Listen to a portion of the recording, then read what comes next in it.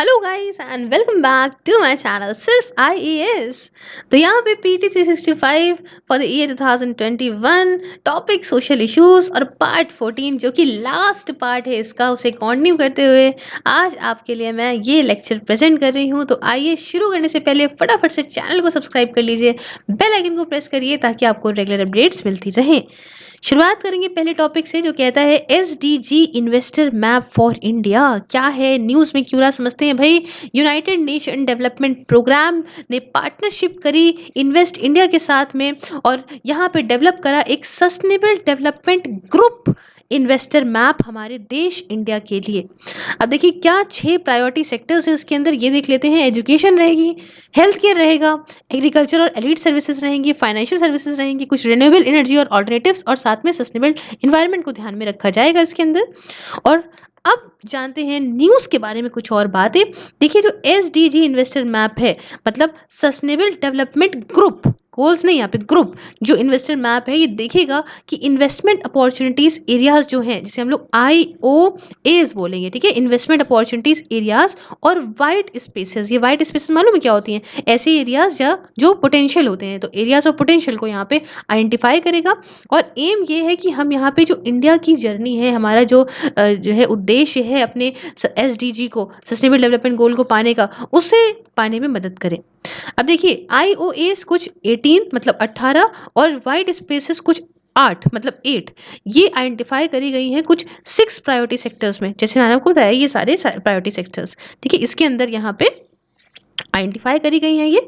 और यहाँ पे बात करें तो भाई ये सारे सेक्टर्स जो हैं वो आइडेंटिफाई करे गए हैं on the basis of enhance productivity, technology adoption और इंक्रीज्ड इंक्लूजन, जिसमें कि आपका जो 8 वाइट स्पेसेस को आइडेंटिफाई करा गया है, ये देखा गया है कि इन्वेस्टर इंटरेस्ट है इनका इनके अंदर, और मतलब इन्वेस्टर्स का इंटरेस्ट है, और साथ में इनका ये भी है कि ये जो 8 स्पेसेस हैं ये और ग्रो होंगी अच्छे से into IOAs in 5 to 6 year, 5 से 6 सालों में हो जाएगी। इसमें पॉलिसी सपोर्ट लगेगा और साथ में कुछ प्राइवेट सेक्टर के पार्टिसिपेशन की जरूरत पड़ेगी, ठीक है। मैप यहाँ पे हेल्प करेगा पब्लिक को और प्राइवेट सेक्टर को, जो पब्लिक और प्राइवेट सेक्टर के स्टेक होल्डर्स हैं उन सबको मदद करेगा कि ये direct capital towards these IOAs and white spaces, ठीक है। यहाँ पे अपना जो पैसा है, कैपिटल है, वो इन सारे IOAs और स्पेस वाइट स्पेसेस की तरफ डाइवर्ट करें, जो जिससे क्या होगा कि जो हमने चाहा है सस्टेनेबल डेवलपमेंट गोल्स को पाने का, जो हमारे देश की ज़रूरत है, उसे हम पा सकेंगे। मैप ये भी हाईलाइट करता है कि जो एसडीजी फाइनेंसिंग गैप को भी हाईलाइट करता है कि देखिए कोविड-19 पैंडेमिक बढ़ा, उससे एसडीजी फाइनेंसिंग गैप भी और बढ़ गया। क्यों? पता है, माना जा रहा है कि $400 बिलियन से बढ़ा डेवलपिंग कंट्रीज में। तो भाई प्री कोविड शॉर्टफॉल जो है ये 2 से लेके 2.5 ट्रिलियन पर एनम के हिसाब से था पहले, और उसके बाद अब इसमें 400 बिलियन और बढ़ गया, तो बहुत गैप बढ़ते ही चला जा रहा है। फाइनेंसिंग गैप जो एसडीजीज के लिए इंडिया के अंदर है वो भी बढ़ा, और साथ में डेवलपमेंट प्रोग्रेस जो करी गई under millennial development goals are also are on verge of reversal. अब यही वाली बात है, जो हमने प्रोग्रेस कुछ करी थी अब कोविड-19 के अंदर उसमें भी पीछे हो गए हैं थोड़े से। उसके बाद अगर हम सस्टेनेबल डेवलपमेंट जो जो गोल्स हैं अगर उसमें इन्वेस्ट करेंगे इस पॉइंट पे, तो ये काफ़ी क्रूशियल रहेगा। हम अपने आप को वापस से सही कर सकते हैं और हमारी जो इकनॉमी है, हमारी जो सोसाइटी है, वो और अच्छी सस्टेनेबल बन सकती है। तो ये कुछ बातें हैं इसके बारे में। अब देखिए यहाँ पे इन्वेस्ट इंडिया के बारे में आपको बता दूँ क्या है ये एक्चुअली में। इन्वेस्ट इंडिया बच्चों एक नेशनल इन्वेस्टमेंट प्रमोशन और फैसिलिटेशन एजेंसी है इंडिया की, जो यहाँ पे ऐसा फर्स्ट पॉइंट ऑफ रेफरेंस रहती है। अगर कोई इन्वेस्टर को इंडिया के अंदर रेफरेंस करना है, सॉरी इन्वेस्ट करना है, तो सबसे पहले यही इसी को ही रेफर करेगा। ये एक नॉन प्रॉफिट वेंचर के तौर पे सेटअप करी गई है, जो कि department of industrial policy and promotion के अंदर आती है, ministry of commerce and industries में। ये बहुत तरह का सपोर्ट देती है, जैसे कि मार्केट एंट्री स्ट्रैटेजी आपको बताएगी, ठीक है। उसके बाद डीप डाइव इंडस्ट्री एनालिसिस, है ना, अच्छे से बताएगी कि क्या है इंडस्ट्री में, जा इस वाली को चूज करोगे ये होगा वो होगा, एक्सेट्रा, बहुत बातें करेगी। और ये जॉइंट वेंचर कंपनी है, जो कि आपकी DIPP, जो आपका department of industrial policy and promotion है, उसमें 35% इक्विटी इनके पास है। उसके साथ federation of Indian chambers of commerce and industry के पास, मतलब FICCI के पास 51% इक्विटी है, और स्टेट गवर्नमेंट के पास 0.5% हर एक के पास इसकी इक्विटी है। और साथ में अब यूनाइटेड नेशन डेवलपमेंट प्रोग्राम के बारे में बात कर ले, जिसके साथ ही मिला है।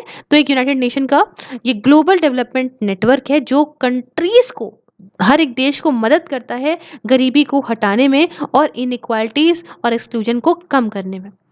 ये एक सेंट्रल है United nation sustainable development group का। और ये मतलब जो कि ऐसा नेटवर्क है ना, जो सारे के सारे 40 यूनियन फंड्स को एक साथ लाता है, प्रोग्राम्स को लाता है, स्पेशलाइज्ड एजेंसीज को लाता है, कुछ दूसरे बॉडीज जो कि काम कर रहे हैं एडवांस करने के लिए, उसको लाता है 2020 के एजेंडा को फॉर सस्टेनेबल डेवलपमेंट। जो भी काम कर रहा है उसके अंदर ये उनको एक साथ लाता है। अब बात आती है कुछ एसडीजी फाइनेंसिंग के बारे में। ये क्या है? देखो भाई, एसडीजी फाइनेंसिंग का मतलब होता है कि हम जब पूरे वर्ल्ड का जो फाइनेंशियल फ्लोज है, जो पैसा वगैरह आ रहा है इधर से उधर, उसे हम प्रॉपर चैनलाइज करें towards sustainable development imperative to achieve 2030 agenda. देखो 2030 का हमारा एजेंडा है ना कि हमें सस्टेनेबल डेवलपमेंट गोल्स को पाना है। तो इसलिए एसडीजी फाइनेंसिंग क्या करती है कि जो पैसा है वर्ल्ड का, उसे हम यहाँ किसी तरीके से, इस तरीके से चीज़ों में लगाएं ताकि हम ये अपने जो हमारा एजेंडा है 2030 का, उससे हम सक्सेसफुली अचीव कर पाएँ, पा पाएँ। उसके साथ यहाँ पे देखिए, यहाँ पे एडिस अबाबा एक्शन एजेंडा 2015 का, ये क्या है? ये ग्लोबल फ्रेमवर्क देता है फॉर फाइनेंसिंग सस्टेनेबल डेवलपमेंट। जो सारे फाइनेंसिंग जो फ्लोज हैं, जितना भी पैसा आ रहा है जा रहा है, सबको एक साथ लेकर आता है पॉलिसीज के साथ में, इकोनॉमिक, सोशल, एनवायरमेंटल प्रायोरिटी को सबको ध्यान में मद्देनजर रखते हुए। उसके बाद इंडिया के पास एक बहुत इंपॉर्टेंट रोल है अपनी जो सक्सेस है एसडीजी में पूरे वर्ल्ड में, इसे डिटरमाइन करने के लिए। और इसको, इसके लिए पैसे की भी ज़रूरत है, 2.64 ट्रिलियन इन्वेस्टमेंट की ज़रूरत है अगर हमें अपने सस्टेनेबल डेवलपमेंट गोल्स को पूरा करना है। इंडिया को अपना जो ये खर्चा कर रही है सस्टेनेबल डेवलपमेंट गोल्स पे, उसे बढ़ाना होगा एडिशनली 6.2% से और बढ़ाना होगा, अपने जीडीपी के 6.2% से और बढ़ाना होगा अंटिल 2030। और इसलिए काफ़ी ये क्रूशियल हो जाता है ना, कि बजट एलोकेशन होने चाहिए, बहुत ही कायदे से होने चाहिए। जो बजट हम लेकर आ रहे हैं उसमें हमेशा ध्यान में रखना चाहिए, सस्टेनेबल डेवलपमेंट गोल को प्रायोरिटी मान के करना चाहिए। उसके बाद देखिए यहाँ पे सस्टेनेबल जो एसडीजी फाइनेंशिंग इनिशिएटिव कौन कौन से हैं समझिए। एसडीजी फाइनेंशिंग इनिशिएटिव में एसडीजी फाइनेंसिंग लैब, ये एक ओईसीडी लेड इनिशिएटिव है जो क्या करता है, ये that strives to inform decision makers, ये डिसीजन मेकर को इन्फॉर्म करने की कोशिश करता है, पॉलिसी लीडर्स को इन्फॉर्म करने की कोशिश करता है कि किस तरीके से आप जो भी रिसोर्सेज की ज़रूरत है 2030 के एजेंडा को पाने के लिए, वो रिसोर्सेज इनको ला के दो। साथ में एसडीजी फंड भी है। ये फंड क्या है? ये एक इंटरनेशनल बच्चों मल्टी डोनर, मतलब अलग अलग लोग इसके अंदर डोनेशन देते हैं, मल्टी एजेंसी डेवलपमेंट मैकेनिज्म है, जिसे 2014 में बनाया गया था यूनाइटेड नेशन के द्वारा, ताकि जो सस्टेनेबल डेवलपमेंट की एक्टिविटीज़ हैं इन्हें सपोर्ट करा जा सके। कैसे? यहाँ पे इंटीग्रेटेड और मल्टी डायमेंशनल जॉइंट प्रोग्राम के थ्रू। उसके बाद यहाँ पे एसडीजी क्या है, इंडिया की कमिटमेंट क्या है इसमें, आइए थोड़ा ये समझते हैं। देखिए SDG index, sorry SDG India index की बात करें तो नीति आयोग ने यहाँ पे एक्सटेंसिव एक्सरसाइज करी है कि मेजर करने के लिए कि इंडिया को और उसकी स्टेट्स के अंदर क्या प्रोग्रेस है एसडीजी को लेके 2030 वाले जो हमारा टारगेट है भाई, इसके लिए हमने, हमारे देश ने और हमारे स्टेट्स ने कितना इम्प्रूव करा है। और culminating in the development of the first SDG India index base line report 2018। ठीक है, तो ये सब कुछ इसमें डाल दिया गया है और इसी के थ्रू हम यहाँ पे देख रहे हैं आगे हमने कितना इम्प्रूव करा। साथ में Mahatma Gandhi national rural urban guarantee act जो मनरेगा है, ये भी इम्प्लीमेंट करा जा रहा है ताकि जॉब्स वगैरह दिया जाए ऐसे लेबर्स को जो कि अनस्किल्ड हैं, उनकी लिविंग स्टैंडर्ड बढ़ाएं, जैसा कि हमारा एसडीजी 1 और एसडीजी 8 कहता है। साथ में नेशनल फूड सिक्योरिटी एक्ट को भी लाया गया है ताकि सब्सिडाइज फूड ग्रेन्स दिए जाए, जो कि हमारा एसडीजी 2 कहता है। समझे? तो इंडिया भी काफ़ी इसके लिए अच्छा खासा काम कर रहा है। अब यहाँ पे आगे बढ़ते हैं नेक्स्ट टॉपिक की तरफ। नेक्स्ट टॉपिक कहता है India second voluntary national review. क्या है समझते हैं। देखिए न्यूज़ में क्यों रहा, पहले ये जानते हैं।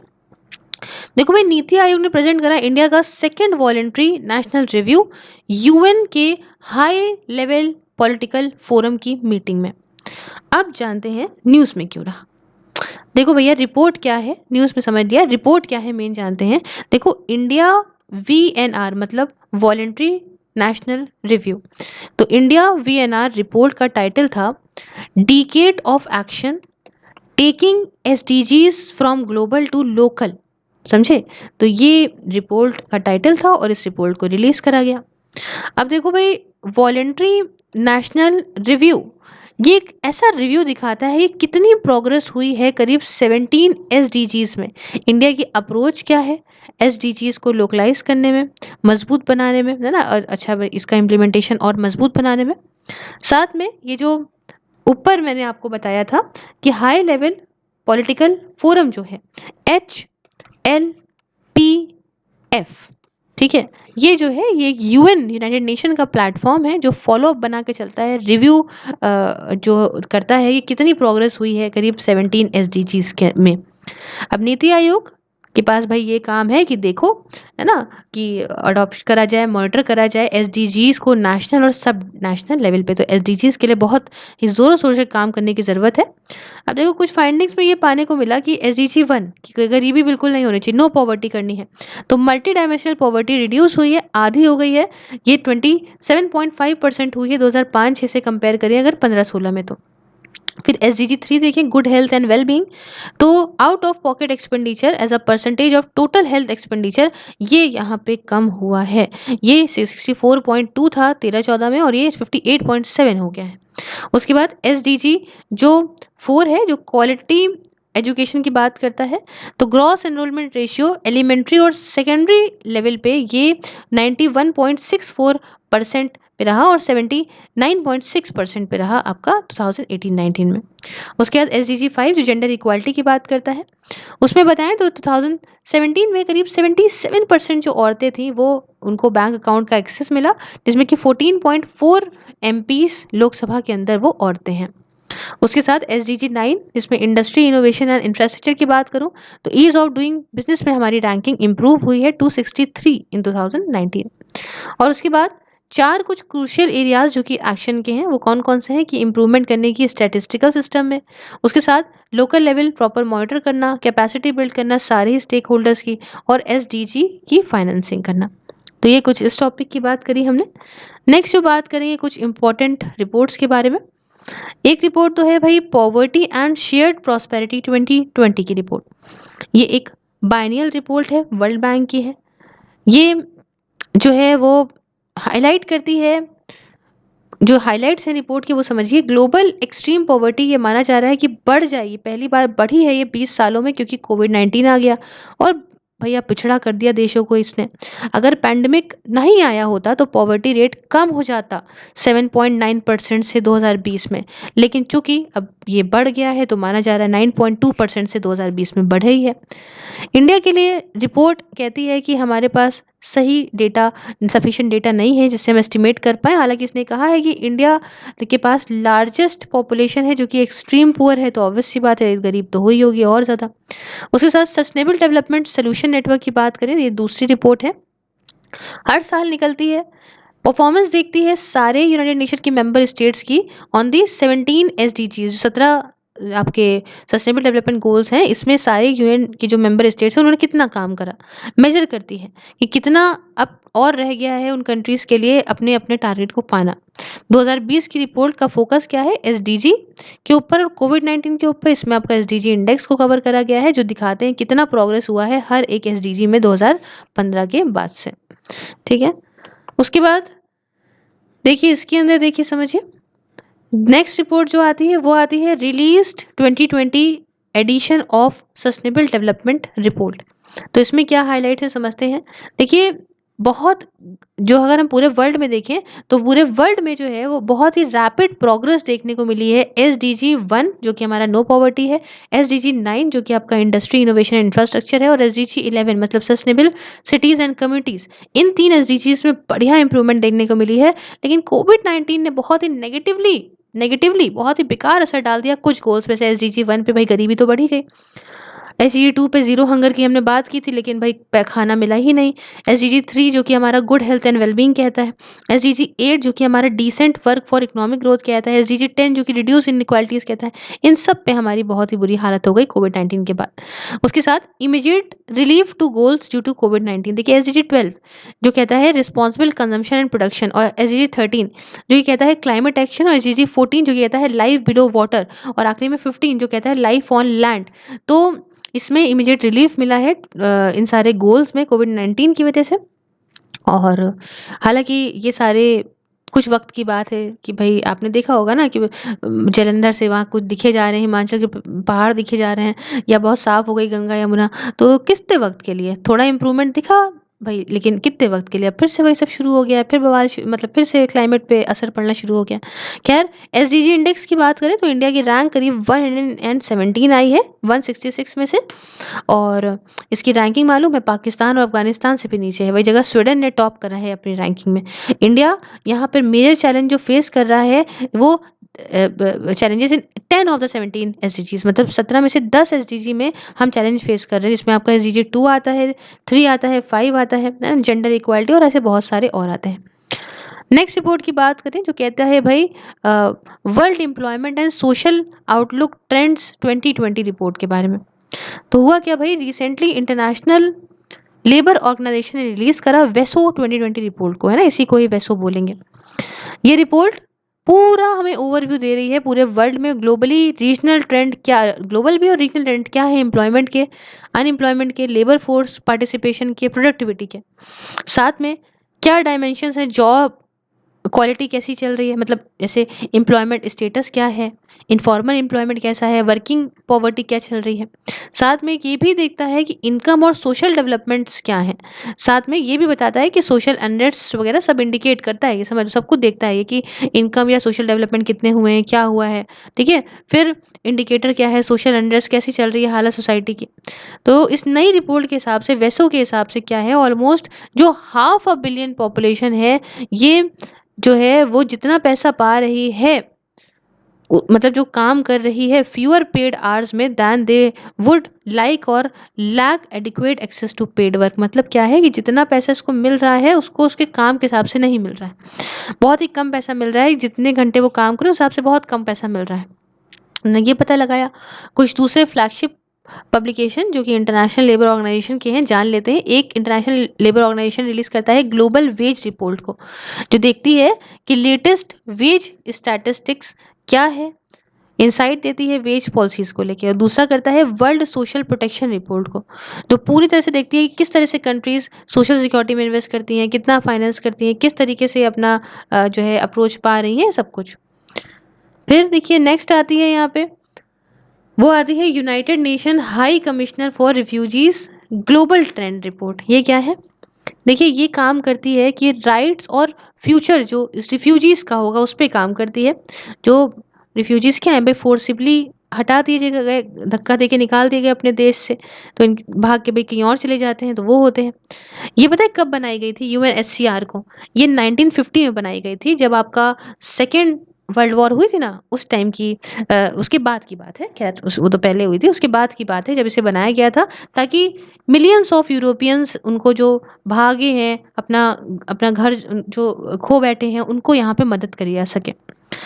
हाइलाइट्स जानते हैं, एटलीस्ट 100 मिलियन लोगों को यहाँ पे फोर्स करा गया कि आप अपने घरों से भागिए, है ना। पिछले 10 सालों में ये भगाए गए हैं अपने घरों में, मतलब 40% इसमें से बच्चे हैं। और फोर्स डिस्प्लेसमेंट जो है वो ऑलमोस्ट डबल रहा 2010 के बाद से। 41 मिलियन था 2010 में, ये 79.5 मिलियन हो गया 2019 में, बहुत हो गया। 80% जो पूरे वर्ल्ड की डिस्प्लेस पीपल है वो कंट्रीज में, टेरिटरीज में है जहाँ पे पानी की कमी है, फूड नहीं है खाने को, मैल न्यूट्रिशन है। उसके साथ 5 कंट्रीज जो हैं उनमें ही 2/3 लोग हैं, पूरे दो दो तिहाई लोग तो सिर्फ 5 कंट्रीज से हैं जो डिस्प्लेस हुए हैं अक्रॉस बॉर्डर्स, जिसमें आपका सीरिया आता है, वेनेजुला आता है, अफगानिस्तान, साउथ सूडान और म्यांमार आता है। उसके बाद देखिए 85% जो कि डेवलपिंग कंट्रीज़ में है, जनरली एक ऐसी कंट्री जो कि आस-पास की है, द वन दे फ्लेड। होता क्या है, ऐसे 85% ऐसी डेवलपिंग कंट्रीज़ हैं जहाँ से वो भाग के वो आस-पास ही किसी कंट्री में चले जाते हैं। यहाँ पे करीब बच्चों 1,95,105 रिफ्यूजीज इंडिया के अंदर हैं एट द एंड ऑफ 2019। देखिए रोहिंग्या वगैरह का इशू कितना रहा है यहाँ के। उसके बाद देखिए नेक्स्ट देखिए NCRB annual report on suicides and accidental death. तो इन्हें क्या पता लगा है, देखिए जो केसेस हैं सुसाइड के और जो एक्सीडेंट से डेथ हो जाती हैं, जो रजिस्टर्ड हुए हैं, ये इसमें थोड़ा बढ़ोतरी देखने को मिली है 2019 में compare to 2018। Suicide rate cities के अंदर 13.9% है।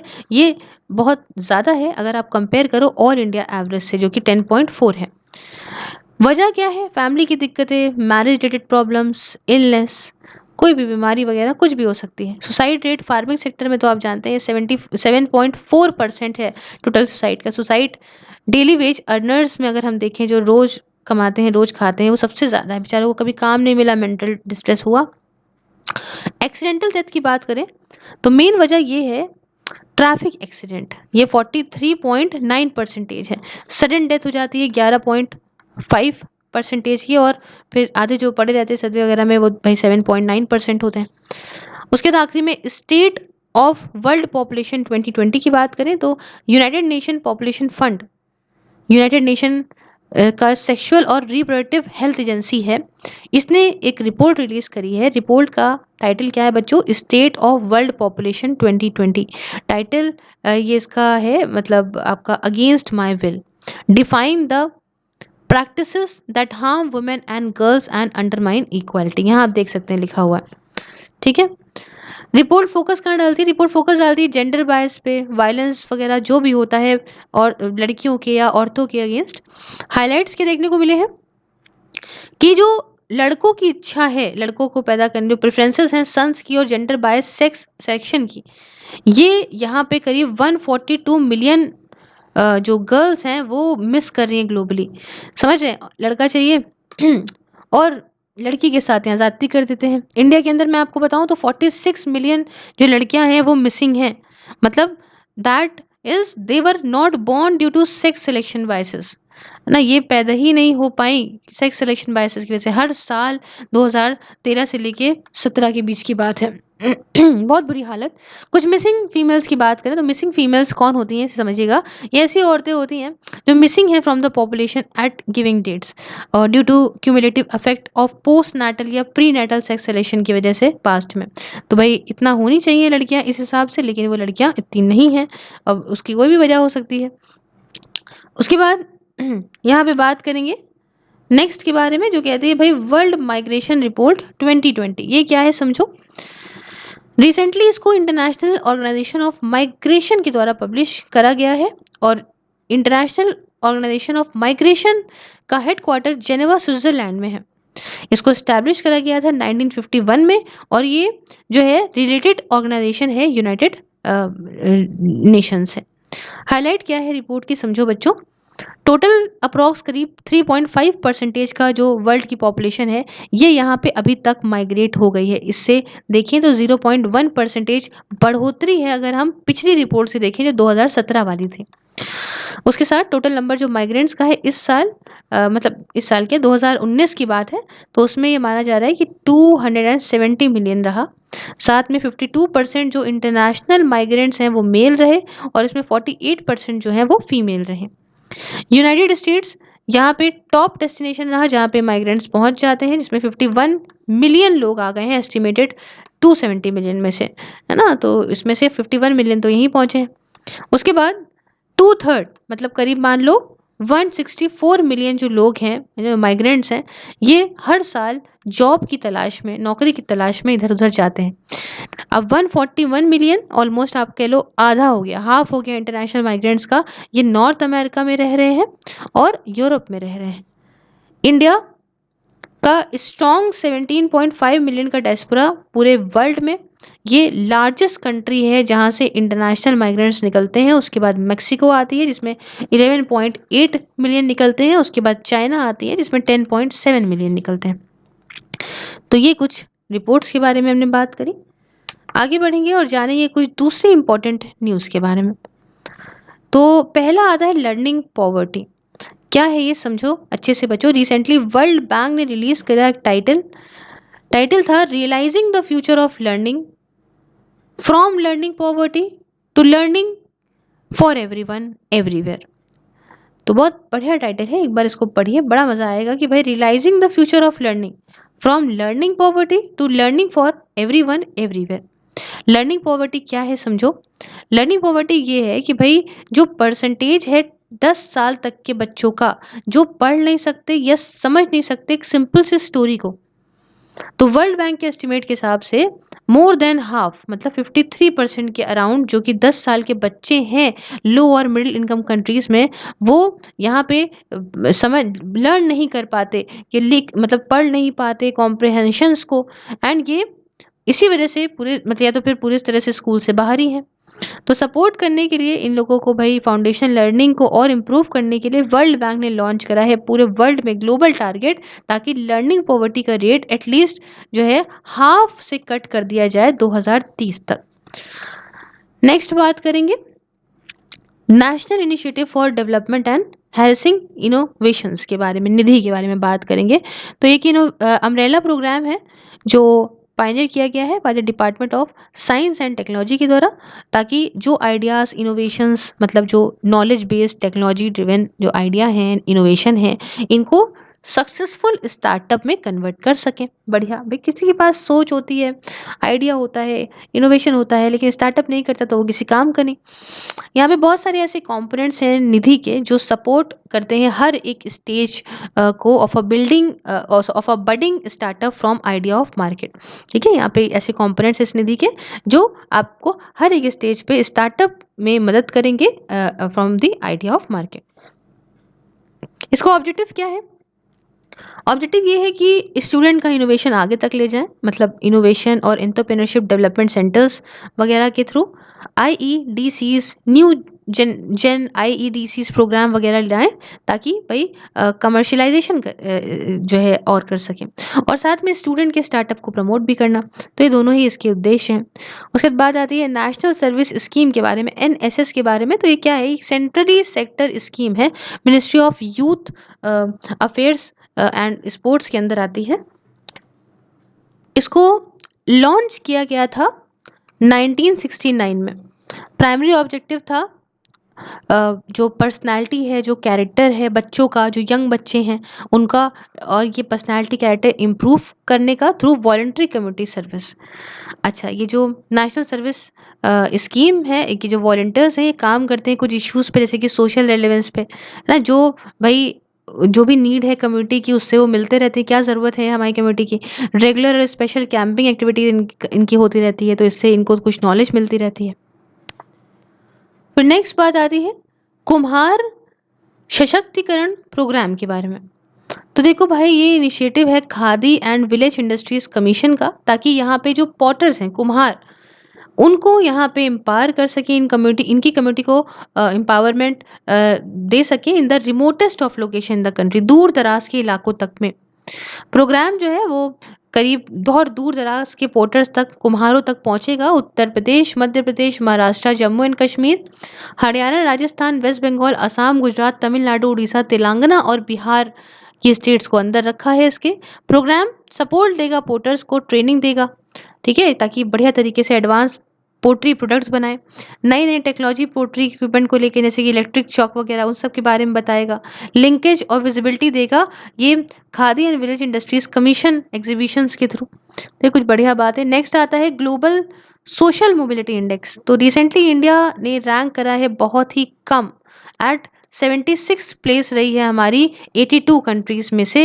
एक जो नया सोशल मोबिलिटी इंडेक्स है, ग्लोबल सोशल मोबिलिटी इंडेक्स, उसके अंदर इंडेक्स जो है वो कंपाइल्ड है by the world economic forum, और बेंचमार्क इसके 82 जो ग्लोबल इकोनॉमीज हैं और इसको पता है कैसे डिज़ाइन करा गया है? डिज़ाइन करा गया है ताकि यहाँ पे पॉलिसी मेकर जो होते हैं ना, और उनको यहाँ पे दें with a means to identify areas for improving social mobility, है ना? तो भैया इनको पता चले कि भई कौन से ऐसे एरियाज़ में जहाँ पे सोशल मोबिलिटी बढ़ाएँ, इक्वल जो जो शेयर्ड अपॉर्च्युनिटी है उनमें इक्वालिटी हो, इनकी इकोनॉमीज़ में, चाहे जैसा भी डेवलपमेंट उससे नहीं है, इक्वालिटी वगैरह हो। उसके बाद सोशल मोबिलिटी क्या होती है, ये समझ लो भैया, यही वर्ड यूज़ हो रहा है इसके अंदर। या आप ऐसे समझ लो कि जो मूवमेंट होता है पर्सनल सर्कमस्टेंसेस का, इधर अपवर्ड या फिर डाउनवर्ड, एक इंडिविजुअल की in relation to those of their parents, मतलब उनके जो रिश्ते हैं अपने पेरेंट्स के साथ में, उसमें किस तरीके से यहाँ पे बढ़ोतरी है, या यहाँ पे आप कह लो आगे बढ़ रहे रिश्ते या बेकार हो रहे हैं रिश्ते, तो ये आता है सोशल मोबिलिटी। और एब्सोल्यूट टर्म्स में ये ऐसी एबिलिटी है एक बच्चे की, जब देखता है वो better life than their parents, समझ रहे हैं? जब एक्सपीरियंस करता है वो बेटर लाइफ, कि अपने पेरेंट्स से अच्छी लाइफ देख रहा है या बेकार देख रहा है, या जो भी है इसके अंदर, तो वो आगे की तरफ बढ़ता है ना, वो इसके अंदर आता है। ग्लोबल सोशल मोबिलिटी इंडेक्स यहाँ पे इस बारे में बात करता है। फिर बात आती है एकेडमिक फ्रीडम इंडेक्स के बारे में। ये क्या है? देखो भाई, ये इंडेक्स ट्राई करता है कि हम फ्रीडम ले यहाँ पे यूनिवर्सिटी स्कॉलर्स का, ताकि भाई डिबेट हो, तो डिबेट पॉलिटिकली और कल्चरली कंट्रोवर्शियल टॉपिक्स पे without fearing for their safety और स्टडीज। मतलब देखो सीधी साफ साथ समझो, ये इंडेक्स कोशिश करता है कि यहाँ पे दिया जाए, आज़ादी मिले यूनिवर्सिटी के स्कॉलर को, कि लोग डिबेट कर पाए, प्रॉपर अच्छे से डिबेटिंग कर पाए, बहस कर पाए पॉलिटिकली और कल्चरली कंट्रोवर्शियल जो टॉपिक्स होते हैं उसके ऊपर, और इनको डर ना हो कि कोई इनकी ज़िंदगी को, इनको पढ़ाई को या इनकी सेफ्टी को कोई खतरा होगा। उसके बाद ये रिजल्ट है कोलैबोरेटिव एफर्ट जो कि रिसर्चर्स के बीच में रहा है, फ्राइडरिच अलेक्जेंडर यूनिवर्सिटैट एरलैंगन नरबेक FAU, और वी देम इंस्टीट्यूट और स्कॉलर्स एट रिस्क नेटवर्क, साथ में ग्लोबल पब्लिक पॉलिसी इंस्टीट्यूट का, यहाँ पे आप देख सकते हैं सबके नाम लिखे हुए हैं। इंडेक्स की स्कोर करें तो इंडेक्स स्कोर करता है कंट्रीज को, 0 वर्स्ट होती है और सब एक जो है वो बेस्ट होती है। इंडिया का स्कोर कम रहा है इंटरनेशनल एकेडमिक फ्रीडम इंडेक्स में, स्कोर इसका 0.352 रहा है। उसके बाद क्लोजली इसको फॉलो करा है, उसके बाद सऊदी अरेबिया ने, इसका 0.278 रहा है, उसके बाद लिबिया का 0.238 रहा है। उसके बाद देखिए नेक्स्ट आता है ह्यूमन फ्रीडम इंडेक्स। क्या है ये इंडेक्स प्रेजेंट करता है स्टेट ऑफ ह्यूमन फ्रीडम को वर्ल्ड में, क्या हालत है ह्यूमन की आज़ादी को पूरे वर्ल्ड में, और बेस करके काफ़ी ब्रॉड मेजर्स की, जैसे पर्सनल, सिविल और इकोनॉमिक फ्रीडम किस तरीके की है ह्यूमंस के लिए वर्ल्ड में। रिपोर्ट को पब्लिश करा जाता है, यहाँ देख सकते हैं, Cato institute and the Fraser institute के द्वारा। फिर आती है SCI global smart city index, release करा जाता है इंस्टीट्यूट फॉर मैनेजमेंट डेवलपमेंट के द्वारा। इसमें कोलैबोरेशन है Singapore university for technology and design का भी। 2020 का जो SCI है ये सिंगापुर ने टॉप किया था, उसके बाद हेलसिंकी आया और ज्यूरिक आया सेकंड और थर्ड पोजीशन पे। हैदराबाद 85th पोजीशन पे रहा और न्यू दिल्ली की तो 86th पोजीशन रही। फिर आता है urban quality of life index. तो IIT बॉम्बे ने रिसेंटली रिलीज करा है urban quality of life index को, जहाँ पे इंस्टीट्यूशंस जो हैं वो इंस्टीट्यूशन कंपेयर करेंगे लाइफ क्वालिटी अलग अलग सिटीज़ में पूरे इंडिया की, ऑन द बेसिस ऑफ किस बेसिस पे, कुछ कॉमन डिनोमिनेशन और के बेसिस पे, और फिर उन हिसाब से इनको रैंक किया जाएगा। इसकी अलग अलग कैटेगरीज हैं कंपेयर करने की, जिसमें आपका वाटर आता है, पावर आता है, इलेक्ट्रिसिटी आता है, लिटरेसी रेट आता है, जेंडर पैरिटी, एम्प्लॉयमेंट रेट, सब कुछ आता है। उसके बाद बात करेंगे partners in population and development PPD के बारे में। तो हुआ क्या कि recently union minister of health ने एड्रेस करा इंटर मिनिस्ट्रियल कॉन्फ्रेंस को बाय PPD। अब ये PPD क्या है? देखो भैया कि इंटर गवर्नमेंटल अलायंस है, करीब इसमें 27 डेवलपिंग कंट्रीज आती हैं, इसमें इंडिया भी है। और ये बनाया गया था किस लिए? ताकि हम अपने आप को साउथ टू साउथ कोलैबोरेशन है उससे और इम्प्रूव कर सकें। किसमें? किस किस फील्ड में? हेल्थ की फील्ड में, रिप्रोडक्टिव हेल्थ की फील्ड में, पॉपुलेशन की फील्ड में, डेवलपमेंट की फील्ड में। और इसको बनाया गया था international conference on population and development के अंदर, इन जो कि कायरो में हुई थी 1994 में। तो ये आप देख सकते हैं। आगे बढ़ के बात करेंगे जब, तो करेंगे भाई यूनिवर्सल पीरियोडिक रिव्यू प्रोसेस के बारे में। क्या है? देखो थर्ड राउंड जो यूनिवर्सल पीरियोडिक रिव्यू प्रोसेस का हुआ, उसके पार्ट के तौर पे भाई नेशनल ह्यूमन राइट्स कमीशन ने यहाँ पे कुछ रिकमेंडेशन दी जो कि universal basic income, child rights वगैरह से रिलेटेड थी। अब देखो भाई, यूनिवर्सल पीरियोडिक रिव्यू के अंदर क्या होता है, ये देखता है, रिव्यू करता है ह्यूमन राइट्स रिकॉर्ड्स को सारे ही यूनाइटेड नेशन मेंबर स्टेट्स के। ये ऐसा प्रोसेस है, ये जो प्रोसेस है ये अंडर है ऑस्पिशियस ह्यूमन राइट्स काउंसिल के। और यही ह्यूमन राइट्स काउंसिल एक इंटर गवर्नमेंटल बॉडी होती है यूनाइटेड नेशन सिस्टम के अंदर, जो यहाँ पे रिस्पॉन्सिबल है प्रमोट और प्रोटेक्ट करने के लिए सारे ह्यूमन राइट्स को। यूपीआर जो है, यूनिवर्सल पीरियोडिक रिव्यू, इसका एम ये था कि भाई ह्यूमन राइट सिचुएशन और इम्प्रूव करना है सारी कंट्रीज में, ह्यूमन राइट्स वायलेशन को जो है कम करना है, एड्रेस करना है जहाँ पे भी ये होते हैं। नेक्स्ट आती है सुरक्षा स्टोर इनिशिएटिव के बारे में। लॉन्च करा गया डिपार्टमेंट ऑफ कंज्यूमर अफेयर्स के द्वारा, ministry of consumer affairs, food and public distribution के अंदर। एक पब्लिक प्राइवेट इनिशिएटिव है ये, ताकि एक सेफ, एक बढ़िया प्रोटेक्टिव सिक्योर एनवायरनमेंट बनाएं कंज्यूमर के लिए और शॉप ओनर्स के लिए किराना स्टोर्स में। उद्देश्य इस प्रोजेक्ट का ये है कि यहाँ पे हम किराना स्टोर के जो ओनर हैं उनको पढ़ाए लिखाएं पूरे कंट्री में कोविड-19 की सेफ्टी को लेके, उनकी गाइडलाइंस को लेके, प्रोटोकॉल्स को लेके, कि भैया आप कैसे कैसे फॉलो करो जब आप अपना बिजनेस कर रहे हो। प्रोटोकॉल्स को डिसाइड करा गया है food safety and standard authority of India के द्वारा, मिनिस्ट्री ऑफ होम अफेयर्स के अंदर। उसके बाद बात आती है मेरी सहेली इनिशिएटिव के बारे में। क्या है ये मेरी सहेली इनिशिएटिव? देखिए, इंडियन रेलवे ने लॉन्च करा मेरी सहेली इनिशिएटिव को, ताकि यहाँ पे ये फोकस एक्शन है सिक्योरिटी को लेके, औरतों की सिक्योरिटी को लेके सारे ही जोन्स में। ऑब्जेक्टिव ये है कि हम सेफ्टी सिक्योरिटी देंगे लेडी पैसेंजर को जो ट्रेन के थ्रू जाती हैं, पूरे ही जर्नी में हम ये देंगे, स्टेशन जहाँ से वो बैठेंगी और जब तक पहुँच नहीं जाएंगी तब तक। कुछ ऐसे इनिशिएटिव और भी हैं, जैसे कि उजला स्कीम है, जिसका उद्देश्य ये है, ये ट्रैफिकिंग वगैरह होती है ना, उससे बचा, रेस्क्यू, रिहैबिलिटेशन, री इंटीग्रेशन, रेपेट्रिएशन वगैरह करें जो विक्टिम होते हैं इसके। उसके बाद सुधार गृह स्कीम भी है, जो चाह रही है भाई प्राइमरी नीड जो की है, शेल्टर की, फूड की, कपड़ा, रोटी कपड़ा, मकान, मेडिकल ट्रीटमेंट, केयर जो कि औरतों की होती है जो डिस्ट्रेस हैं, परेशान हैं, और ये सारा का सारा उनकी मदद करी जाए, who are without any social economic support, इनको कोई सोशल इकोनॉमिक सपोर्ट नहीं है, उनकी मदद के लिए। और एक और स्कीम है सखी वन स्टॉप सेंटर। इसका एम है यहाँ पे कि हम इंटीग्रेट सपोर्ट दें, असिस्टेंट दें औरतों को जो वायलेंस से, जिनके ऊपर वायलेंस हुआ है, वो जो अफेक्टेड हैं, ठीक है, उनको सपोर्ट दें। वायलेंस इन पब्लिक या प्राइवेट स्पेसेस में उनके साथ अगर वायलेंस हुआ है तो उनको सपोर्ट दें, या फिर फैमिली के अंदर मान लीजिए कोई दिक्कत आई है, उनको दिक्कत झेलनी पड़ी है कम्युनिटी के अंदर या फिर वर्क प्लेस के अंदर, कहीं भी हुई है, तो उनको यहाँ पे सखी के अंदर सब कुछ दिया जाएगा, मदद की जाएगी। उसके बाद ग्लोबल टीचर प्राइज 2020 के बारे में बात करेंगे। तो एक प्राइमरी स्कूल टीचर महाराष्ट्र से, उसने पता है $1 मिलियन जीत लिए, एनुअल ग्लोबल टीचर प्राइज जीता है 2020 का। तो इनको अवार्ड करा गया है इन कग्निशन, उन्होंने काफ़ी एफर्ट्स करे थे लड़कियों की एजुकेशन को बढ़ाने में। और यहाँ पे कहें कि भाई and trigger a quick response code text book revolution in India, जो क्यूआर कोडेड टेक्स्ट बुक आती है ना, तो इसके लिए भी इनको काफ़ी जो है दिया गया। तो ये जो एनुअल प्राइज़ है इसको फाउंड करा गया था वैरकी फाउंडेशन, ये एक ग्लोबल चैरिटेबल फाउंडेशन है, नाम यहाँ पे देख सकते हैं, उसके द्वारा 2014 में किया गया था, ताकि देखें कि कौन सी एक्सेप्शनल टीचर है जिसने आउटस्टैंडिंग कंट्रीब्यूशन किया अपने प्रोफेशन में, तो उसको पैसा मिलेगा। तो सारा कुछ छोड़ दो, $1 मिलियन का सवाल है, काम करना शुरू कर दो, ये सोचो। उसके बाद बात करेंगे आखिरी में भैया, तो ये कहता है लीलावती अवार्ड 2020 के बारे में। अवार्ड ये एक इनिशिएटिव है all India council for technical education AICTE का, और उद्देश्य ये है, एम ये है कि हम जो एफर्ट है AICTE एफिलिएटेड इंस्टीट्यूशंस के औरतों को ट्रीट करने में उसे रिकॉग्नाइज करें।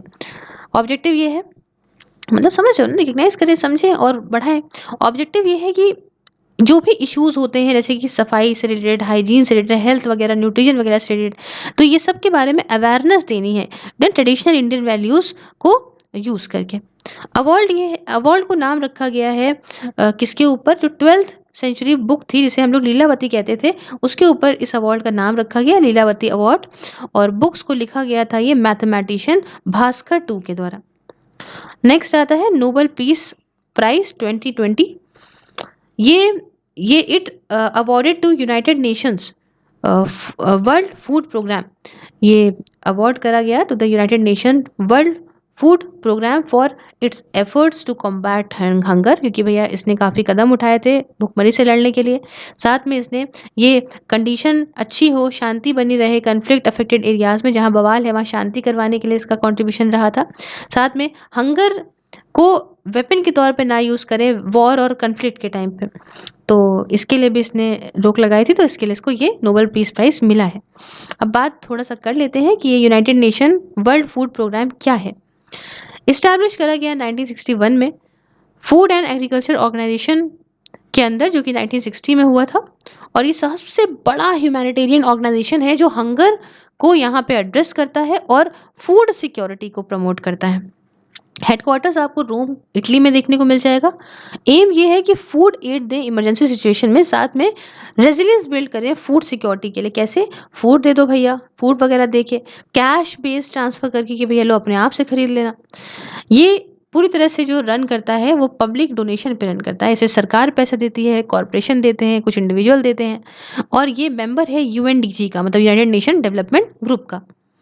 उसके बाद ये जो है, ये यूनाइटेड नेशन का प्राइमरी इंस्ट्रूमेंट है।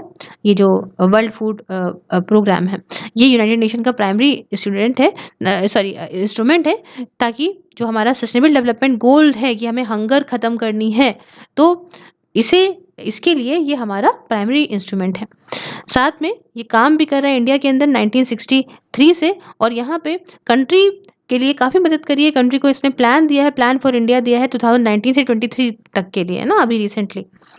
उसके साथ मतलब स्ट्रैटेजी है ना, कंट्री स्ट्रैटेजी प्लान जो है इसका, इसने मदद करी है। इसमें रिसेंटली सेंटर ने यहाँ पे अप्रूवल भी दे दिया है इसको, आपका वर्ल्ड फूड प्रोग्राम को, for a pilot of its Annapurti programme, automatic grain dispensers, ATMs for rice, जिसका एम ये है कि भैया जो भी गड़बड़ सड़बड़ काम हो रहा है, डिस्ट्रीब्यूशन नहीं हो रहा है सही से, तो उस पर ध्यान रखी जाए प्रॉपर तरीके से इन सब के थ्रू। तो भाई मुबारक हो, बधाइयाँ जी पटाखे कि ख़त्म हो गया social issues. And if you like the video please like the video and do like the video because it's 5 AM already and I am recording for you people. थोड़ा मोटिवेशन मिलता है लाइक से। खैर फॉलो कर लीजिएगा, बाकी सब हर video में बोल देती हूँ, मुंह हो गया दर्द, ज्वाइन वन भी कर लीजिएगा। Thank you so much, have a wonderful day है, टेक केयर।